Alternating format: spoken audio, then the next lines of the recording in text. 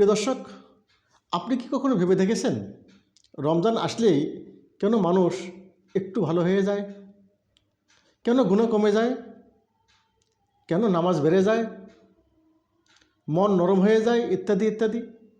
কারণ কি জানেন? রমজানে শয়তানকে বন্দি করে রাখা হয়, কিন্তু সব শয়তান কি সত্যিই বন্দি হয়ে থাকে?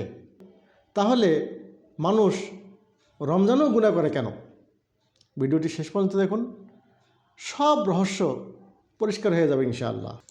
প্রিয় দর্শক, হাদিসে এসেছে যখন রমজান শুরু হয় তখন জান্নাতের দরজাগুলো খুলে দেওয়া হয় এবং জাহান্নামের দরজাগুলো বন্ধ করে দেওয়া হয় এবং শয়তানদের শৃঙ্খলিত করা হয়। সুবহানাল্লাহ। মানে রমজানে শয়তানের শক্তি দুর্বল হয়ে যায়, কিন্তু তারপরেও মানুষ গুনাহ করে কেন? এখানে একটি গুরুত্বপূর্ণ বিষয় রয়েছে। সমস্ত শয়তান নাকি বড় শয়তান শুধু বন্দী হয়? অনেক আলেম বলেন সবচেয়ে শক্তিশালী শয়তানদের বন্দী করা হয়, দুষ্ট প্রবৃত্তি বা নফস থেকে যায়, তাই মানুষ পুরোপুরি গুনাহমুক্ত হতে পারে না। বারবার মানুষ একটি যুক্তি দেখায়, শয়তানকে যদি শৃঙ্খলিত করে রাখা হয় তারপরেও মানুষ গুনাহ করে কেন? প্রিয় দর্শক, উদাহরণ হিসেবে বলা যায়, একটি বাঘকে যদি আপনি বেঁধে রাখেন, পায়ে শিকল লাগায় রাখেন, সে বাঘটি কারো কোনো ক্ষতি করতে পারবে না। কিন্তু যদি কোনো মানুষ এই বাঘটির নিকট চলে যায়, তার আয়ত্তের ভিতরে চলে যায়, তখন বাঘটি অবশ্যই মানুষটাকে ক্ষতি করবে। এরকম কোনো মানুষ যদি রমজান মাসেও গুনাহ করার জন্য উদ্বৃত্ত হয়,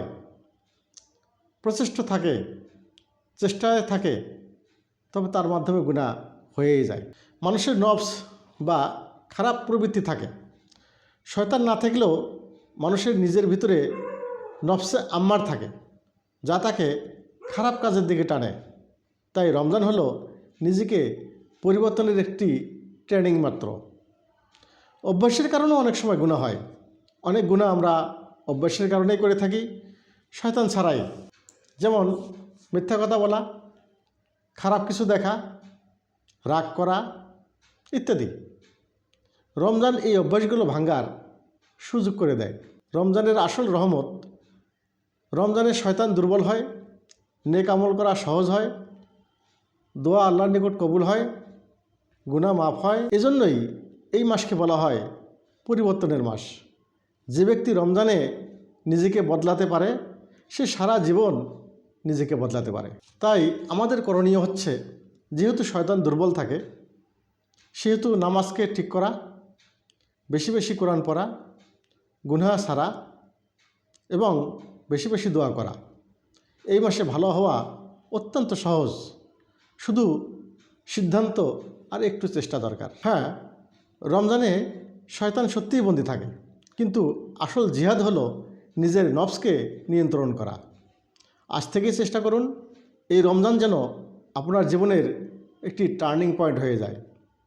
প্রিয় দর্শক, ভিডিওটি ভালো লাগলে চ্যানেলটি সাবস্ক্রাইব করুন, শেয়ার করুন, যেন সবাই রমজানের রহস্য বুঝতে পারে এবং নিজেকে পরিশুদ্ধ করে নিতে পারে। আল্লাহ হাফেজ।